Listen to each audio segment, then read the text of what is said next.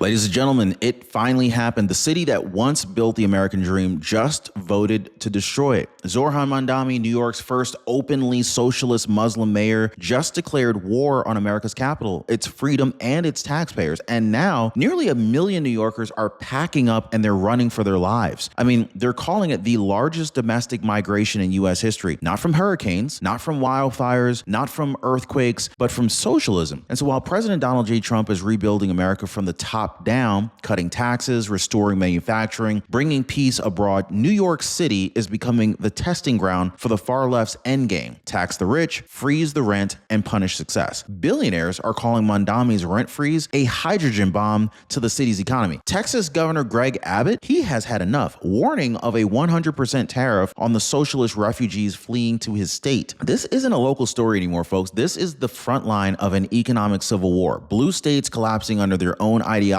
Meanwhile, red states are rising under President Trump's America First policies. Buckle up, folks, because today I'm going to go ahead and break down exactly how New York just became ground zero in America's tax revolt. Hit the like button and subscribe. It gets deep, guys. The rabbit hole goes rather deep. Ladies and gentlemen, New York City just crossed the point of no return. The city that built Trump Tower, that defined capitalism, Wall Street, and the American dream, has now elected its first Democrat socialist mayor, Zoran Mamdani. This is a man who proudly campaigned on taxing success and redistributing wealth while calling himself a servant of the people. But here's the kicker, guys, because this victory speech, his own victory speech, he didn't talk about uniting the city. He looked straight into the camera, called out President Trump by name, and said, "I have 4 words for you." 4 words that set the tone for everything that followed. A direct challenge to the President of the United States. Now, to millions of Americans watching, that wasn't politics. That was a declaration of war. The city that gave rise to Trump has now turned its back on him, and they've also turned their back on prosperity itself. And so right now, the numbers just don't lie. According to the New York Post, nearly 1 million New Yorkers, yes, 1 in every 10, they're saying that they're preparing to leave. Not next year, not someday, now. You can already see it in real time. U-Haul trucks, Ryder trucks, they're all lining up, 2 men in a truck across the boroughs, moving companies booked for months. Apartment listings doubling overnight. The city's population isn't shrinking because of natural disasters. It is fleeing ideology. Even as President Trump stabilizes the national economy, lowers energy costs, and reignites American manufacturing, New York is still bleeding life. Now picture it, guys. Once bustling Manhattan streets turning hollow, empty storefronts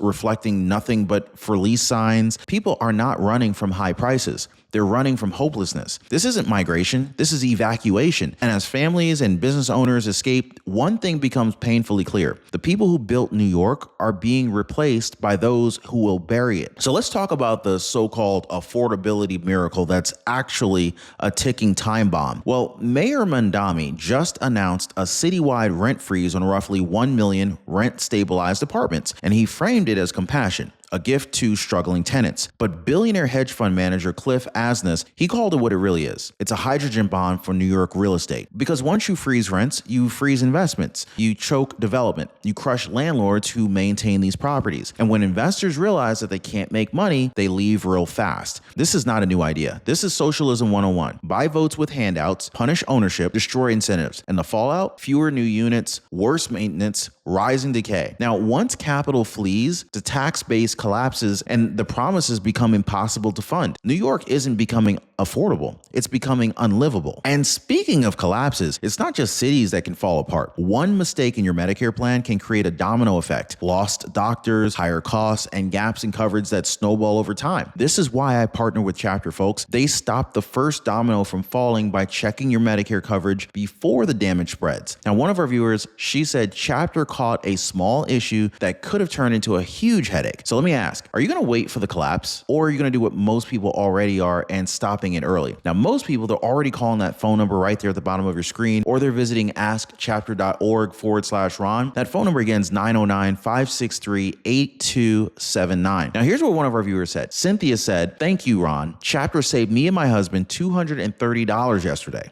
Wow, that's not hype, guys. That is real money and real peace of mind. Now, here's here's where it really all boils over. Mamdani's next move, a 2% tax hike on millionaires, pushing New York's top tax rate to nearly 11.5%. Now, I don't know if you realize that, but that is almost higher than anywhere else in America. He said it'll raise $9 billion to fund his socialist dream, but you can't squeeze wealth from ghosts, and the wealthy are already gone. Wall Street executives, hedge fund titans, and entrepreneurs are quietly shifting their assets to Florida and over to Texas. Now, one economist said it best: this isn't a tax plan, it is a declaration of war on capital. It's not just about dollars, it's about defiance. The producers of wealth are staging a tax revolt. They're voting with their feet, they're voting with their money and their businesses. And once the top 1% leaves, it's not just the city that collapses, it's the illusion of socialist math itself. You can almost hear the engines humming as private jets lift off from Teterboro, bound for Florida and for Texas. Because when Mamdani said that he would make the wealthy pay their fair share, what he really did was give corporate America the green light to get out while they can. JP Morgan, Goldman Sachs, UBS, and even top law firms are already opening offices in Miami, Austin, and Dallas. Payrolls, talent, investment portfolios, they're all being relocated to red states where President Trump's tax cuts still reward growth and freedom. And it's not just Wall Street. Real estate developers, tech startups, and finance professionals, they're following the money trail south. The Manhattan skyline may not show it yet, but beneath the surface, capital is bleeding out like a punctured vein. New York's wealth isn't disappearing, it's simply moving to where it's treated best. Then, of course, came the shot heard across the country. Texas Governor Greg Abbott took to social media and said, quote, "After the polls close, I'm slapping a 100% tariff on anyone moving from New York City." Was it a joke? Maybe, but the message hit like a hammer. Texas will not subsidize blue state refugees bringing their failed ideas to Trump country. Because let's be honest, the exodus isn't just economic, it's ideological. Texas is booming under low taxes, energy independence, and Trump's America First agenda. Meanwhile, Mamdani's New York is collapsing under socialism, crime, and regulation. Greg Abbott's post was satire, sure, but it struck a nerve because it's rooted in truth. Red states are done cleaning up the blue state messes. They're drawing the line and they're protecting their prosperity. Texas isn't the only one reinforcing its borders. Florida has officially joined the resistance. Governor Ron DeSantis has doubled down, aligning with President Trump's national push to protect red states from blue state spillover. Because while New York loses taxpayers, Florida gains them. Net migration into the Sunshine State just hit a record high, the biggest population surge in U.S. history. But even Ron DeSantis issued a warning. Don't bring the policies you fled with you. And he's right about it. Too many New Yorkers vote for the same ideology that ruined their own city. Then they escape to freedom states expecting the same services. This is not migration. This is ideological colonization. But under President Trump's leadership, states like Florida and Texas are drawing a hard line. Prosperity is earned, not redistributed. And they'll defend that principle with every policy, every law, and every vote. But back in New York, the situation's unraveling faster than anyone expected. Look, Mamdani isn't just freezing rents and hiking taxes. He just gutted the NYPD. He's replacing law enforcement funding with something called this Department of Community Safety. Yeah, it sounds nice, right? Right up until you realize it's just defund the police with a fresh coat of paint on it. You know, it's like putting lipstick on a pig. Criminals love it. Families don't. Small businesses are closing early again, and subway assaults are skyrocketing. The same neighborhoods that barely survived the pandemic are now being swallowed by fear and lawlessness. Because when the city signals that crime has no consequence, criminals listen. And when citizens realize that the government won't protect them, they end up leaving. The police are handcuffed, the criminals are emboldened, and the families, once the soul of New York, they're packing up their bags for good. So here's a question that no one on CNN dares to ask. If 1 million New Yorkers are leaving, then who's moving in? The answer will make your jaw drop. It's not job creators, it's not families, it's not investors, it's waves of illegal immigrants, welfare dependents, and criminals welcomed under Mamdani's radical sanctuary expansion. He's turning New York into a magnet for dependency, taxpayer-funded housing, free healthcare, and zero accountability. It's the same pattern that we've already seen in San Francisco and Chicago. Productive citizens flee, and the city fills the gap with voters who depend on the system that broke it. And that's the point, guys. Dependence equals power. So while President Trump restores national sovereignty at the border, Mamdani is building a local welfare state inside of our own borders. It isn't immigration. It is imported chaos disguised as compassion. Every holiday season, between the laughter and the food, there's that quiet moment when you just kind of start thinking about your future. You start thinking about your family, your legacy, what you've worked so hard to build. This is when most people realize something. Peace of mind is the greatest gift of all. And this is exactly why I partner with Noble Gold Investments. They help people protect their savings with real gold and silver, the kind of assets that don't vanish with a market crash or a rate cut. And so when families see how easy it is, they almost always say, well, that makes sense. And this is why so many people are already calling the phone number right there at the bottom of your screen, 877-646-5347, or they're visiting RonYatesGold.com to get their free wealth protection kit. And when you call that number, just tell them Ron said, hey, can you send me that free wealth protection kit? Because when that next conversation around that dinner table happens, you'll want to be the one that said, we already took care of it. Now, make no mistake, this isn't just about New York anymore. This is a full-blown economic war between states. Red America versus blue America. Prosperity versus punishment. Greg Abbott's tariff threat, Ron DeSantis's residency restrictions, and Trump's national agenda are all part of the same defense strategy. Shield the productive from the parasitic. And so we're witnessing a new kind of civil war here, not fought with bullets, but with bank accounts, tax codes, and U-Haul trucks. So as Mamdani chases out job creators, Trump's America is building factories, reopening pipelines, and expanding opportunity zones. Two economies, two futures, one will thrive and one will collapse. And everyone who's watching already knows which side that they would rather live on. The free states of America are rising, while the socialist enclaves like New York are sinking under their own hypocrisy. And right on cue, the media circus begins. Look, CNN, MSNBC, the New York Times, all running defense for Mamdani. They're calling the mass exodus a sign of progress. I kid you not, guys. They're saying out here that this shows how New York is evolving into a fairer, more equitable city. You can't even make this stuff up. But the reality, they're terrified because they already know what this looks like. A socialist collapse in real time. The anchors can't hide the panic in their own eyes as the property values crater and crime spikes. But instead of telling the truth, they want to gaslight you. They spin it as Trump's fault or economic realignment when the only thing that's really being realigned is common sense, out of existence. Now, President Trump, he warned us about this before. He said the fake news will cover for socialism until the money runs out. Well, guess what? The money is running out right now, and the truth is catching up real fast. But here's the twist that nobody saw coming. This socialist collapse, it might actually save America because the people fleeing the blue states, they're voting red. Former New Yorkers and Californians are registering Republican in Texas, Tennessee, Florida, you name it. Trump's 2025 polling surge in the Sun Belt, it isn't just about policy, it's demographic karma. The people who have seen socialism fail firsthand are now fighting to make sure it never spreads again. They're joining the America First movement, they're donating, they're organizing, they're voting. This is why the media is panicking. The exodus isn't just economic, it's ideological warfare. The left thought that they could flood red states with blue votes, but instead they've awakened an army of patriots who've already lived the consequences and will never forget them. The revolution that they sparked might just be the one that ends them. So here is the million-dollar question, folks. If it can happen in New York, well, what's stopping it from happening in your own state, right? Think about it. The same ideology that's driving millions of people out of Manhattan is already creeping into city halls across America. Seattle, Chicago, Los Angeles, they're following the same script. Tax the earners, reward the takers, defund the police, and call it progress. This is the warning shot for the entire nation. President Trump, he can fight at the federal level, sure, and he is, but if local governments keep falling to socialist radicals like Mamdani, well, America's foundation, it's going to rot from within. Now, this isn't about left or right anymore. It's about survival. New York's collapse is a mirror. It's showing every other city what happens when you trade freedom for control. So the real question is, will we learn from it or repeat it? Because if we don't stand up now, there won't be anywhere left for us to run. Now, if you believe in law and order, in freedom over fear, in President Trump's vision of rebuilding America from the ground up, share this message because what's happening in New York isn't isolated. It is a test case. The great American divide is here. Producers versus parasites, patriots versus bureaucrats, freedom versus control. The fight for America's soul, it won't be won in Washington. It will be won in your own hometown, your business, your vote. So keep your eyes open, folks, your faith strong, and your voice louder than ever. This isn't just New York's story. This is the warning every American needs to hear. And if you're still watching from a blue state, it might be time to pack your bags too. Hit the like button, subscribe, and share because the truth that they won't show you on CNN